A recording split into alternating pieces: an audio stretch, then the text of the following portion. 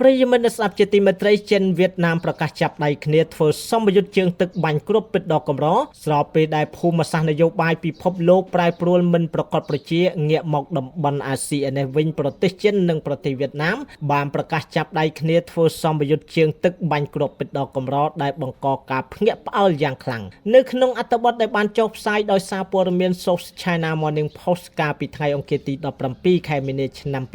2026កងទ័ពជើងទឹកនៃប្រទេសទាំងពីរបានព្រមព្រៀងគ្នាពង្រីកវិសាលភាពនៃសម្ពយុទ្ធរួមដោយដាក់បញ្ចូលទាំងការហ្វឹកហ្វឺនបាញ់គ្រាប់ពិតជាមួយនឹងអាវុធធន់ស្រាលផងដែរនៅថ្ងៃពុធនិងថ្ងៃប្រហ័សនេះនៅក្នុងឈូងសមុទ្រកុងតឹងសេចក្តីប្រកាសនេះបានធ្វើឡើងអំឡុងពេលដែលមេបញ្ជាការកងទ័ពជើងទឹកនៃប្រទេសទាំងពីរជួបសម្ដែងនៅការគួរសមនៅក្នុងកំពង់ផែហ្វាងឆឹងនៅតំបន់ក្វាងស៊ីនៅភាគខាងត្បូងប្រទេសចិនខណៈដែលនាវាចម្បាំងរបស់វៀតណាម Dren Hong Dao និងនាវា Lee Tai Thu បានធ្វើដំណើរទៅដល់ដើម្បីចូលរួមជាមួយនឹងនាវាជើងទឹកនៃកងរំដោះប្រជាជនចិនសម្រាប់សម្ពយុទ្ធល្បាតរួមគ្នានឹងការធ្វើសម្ពយុទ្ធហ្វឹកហ្វឺនជាលើកទី40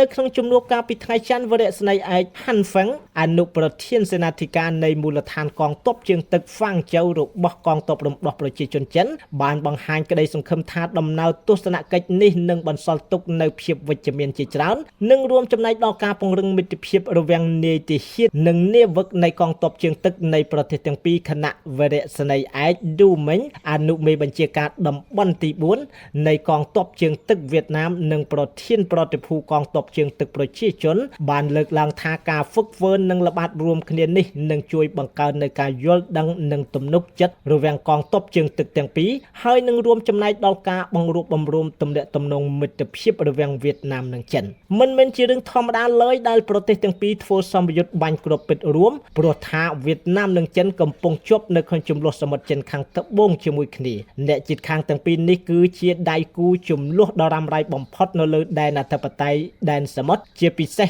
គឺនៅប្រជុំកោះ Paracel និងកោះ Spratlyកន្លងមកនាវាឆ្មាំសមុទ្រនៃប្រទេសទាំងពីរគឺតែងតែមានការប៉ះទង្គិចគ្នានិងដេញបាញ់ដាក់គ្នាជារឿយៗការធ្វើសម្ពយុទ្ធបាញ់គ្រាប់ពិតរួមគ្នានេះគឺមានន័យថាពួកគេត្រូវទុកចំនួនមួយអន្លើសិននិងបង្ហាញពីការយកចិត្តទុកដាក់គ្នាខាងយោធានៅក្នុងកម្រិតខ្ពស់បំផុតដែលមិនធ្លាប់មានសោះឡើយនៅក្នុងរយៈពេលប៉ុន្មានសតវត្សមកនេះ